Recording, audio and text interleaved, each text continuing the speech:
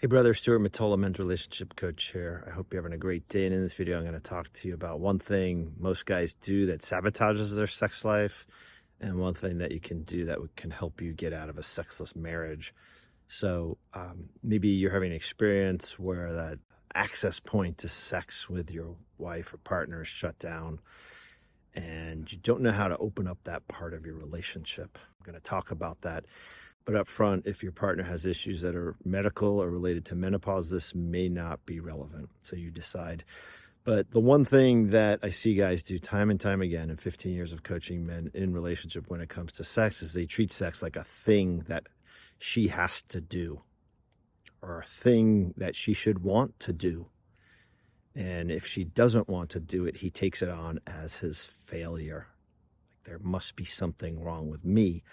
And that can lead to, low self-esteem in the relationship, resentment, anger. And I'm going to tell you up front, and you may know this already, but when you treat sex like a thing to do, that's a major turnoff for her. Okay.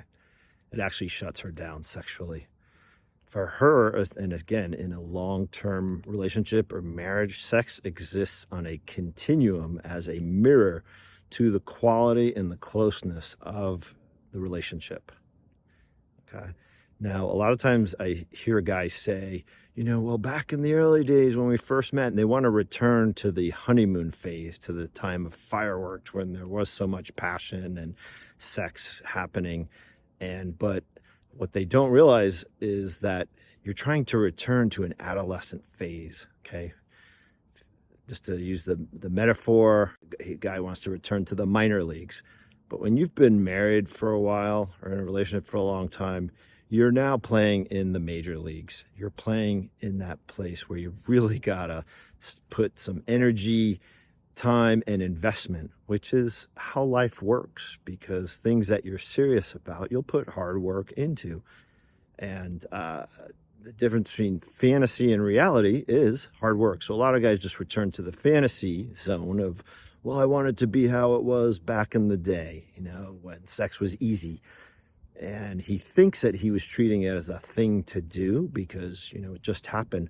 But the reality is it was driven by all this chemistry and chemicals that inevitably are part of the original relationship, that fireworks zone.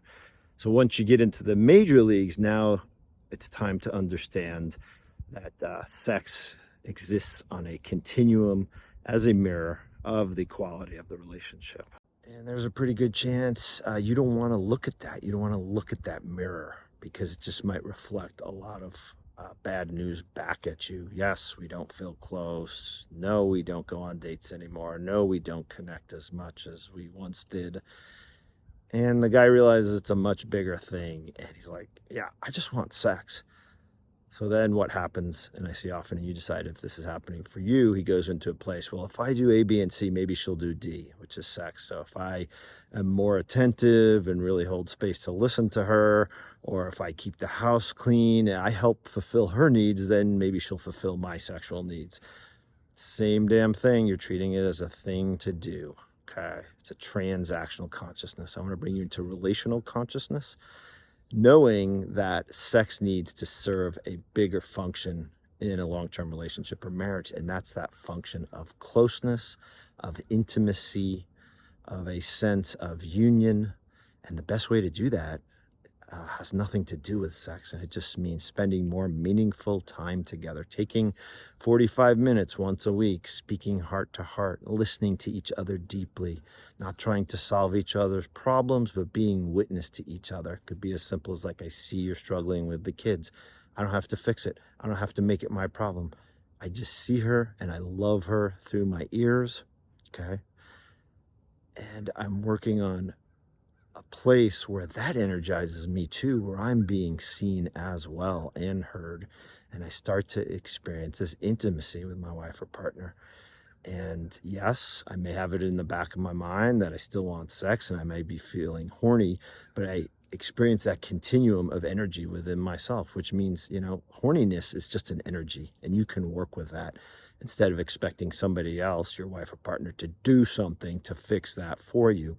So how can you up level your marriage to be in that continuum of intimacy, connection, and closeness, and to know that through that, that's where healthy and loving and connected sexual fulfillment will evolve from. Okay, so you can't just you just can't compartmentalize and go after the sex component without dealing with the marriage component.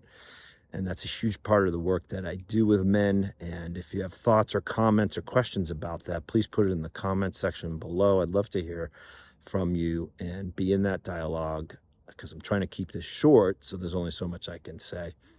And if you did dig this, please like or follow me here on YouTube or subscribe, and check out links to my work below. Thanks so much for watching, brother, and have a kick-ass day. Bye.